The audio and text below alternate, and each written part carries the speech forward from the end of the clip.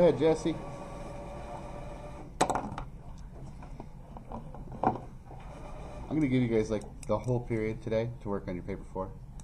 You can move your desks around, get comfortable, all that stuff.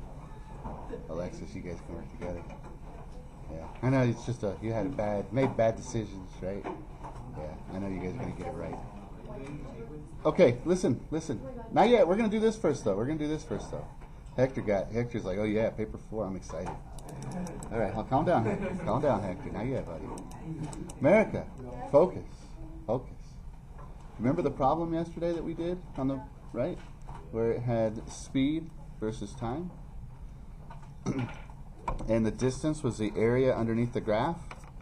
That is very much a calculus concept, and so I'm trying to figure out, and I haven't done it yet. I'm trying to figure out how you guys are supposed to know how to do that without that kind of math background.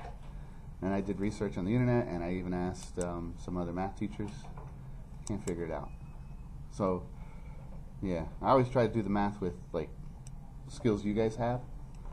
I don't know how you would know that. So, but here's my best shot so far, okay? And there's probably a reason that you guys should know, and one of you guys is probably going to see it, and you'll be like, oh yeah, that's it. Okay, so anyway, like this is seconds, 1, 2, 3, 4, 5, right? And this is, let's call this meters per second. Are you ready? You know what I mean?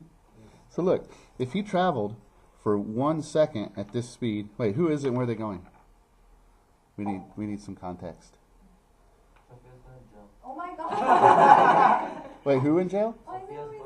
Sophia is going to prison at 5 meters per second. That's funny. It doesn't really make a lot of sense, but okay, we'll work with that. So Sophia is going to prison for killing Jimena. Oh my god. Right? So when you travel for 1 second at 5 meters per second, do you see how like this is, how far is that? If you travel for 5 meters per second for 1 second, 5 meters, oh wait, 5 meters per second for 1 second. How far is that? 5 meters, right? Okay. If you traveled 2 meters, or 2 seconds, 5 meters per second. Do you see what I mean? So 5 meters per second times 2 seconds is 10 meters. That's the distance, right? And you see how, like, this is 5 by, so far right here is 2. You see how that's 5 by 2? And that area is 10, right? So if we did the whole thing, it would be 5 meters per second times 5 seconds, right? And that would be 25 meters. That would be like the whole thing, right? So far so good, right? No problem. So where it gets tricky though, and you guys had that part right on the graph yesterday, no trouble. Where it gets tricky though is, let's do the same exact graph, but let's say you start off and you're not moving. You start off and you're not moving.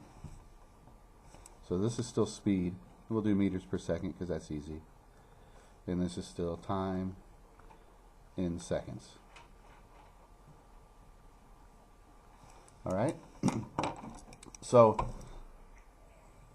this would actually be half of 25.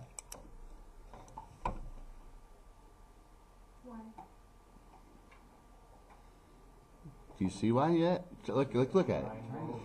Do you see how the triangle's half of that square? Do you see? Okay, so let's talk about this. When you've gone for 1 second, at the end of the 1 second, your speed is 1 meter per second, right? But it didn't start off like that. It started off at 0, and so the average of 0 to 1 is half. So you're going to take half of that square. Do you see? Okay, now for the second chunk of time, for the second chunk of time, at the end of it, at the end of the second, you're now going 2 meters per second, but at the beginning you were going 1 meter per second. So the average from here to here right? Half. It's still going to be half. So you're going to have half of all of that. And so eventually, like when you guys take calculus, you're going to see rectangles drawn like this, and you're going to be taking the average of them, and then you're going to have to add in all these halves. It's kind of weird. Like it's actually a big thing. It's like a huge, huge part of calculus, the area under the curve. But anyway, so do you see geometrically how like the area under the curve is the speed, is the distance? So the area under the curve is distance. That's only for a speed versus time graph. When it's the other way, when it's a graph like this, when it's distance and time, it doesn't work that way.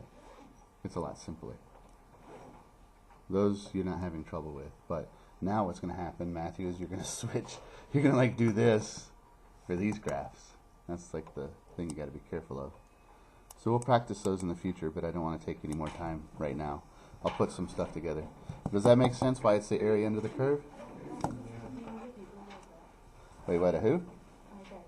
Okay, so you can see more better? More betters. All right, guys.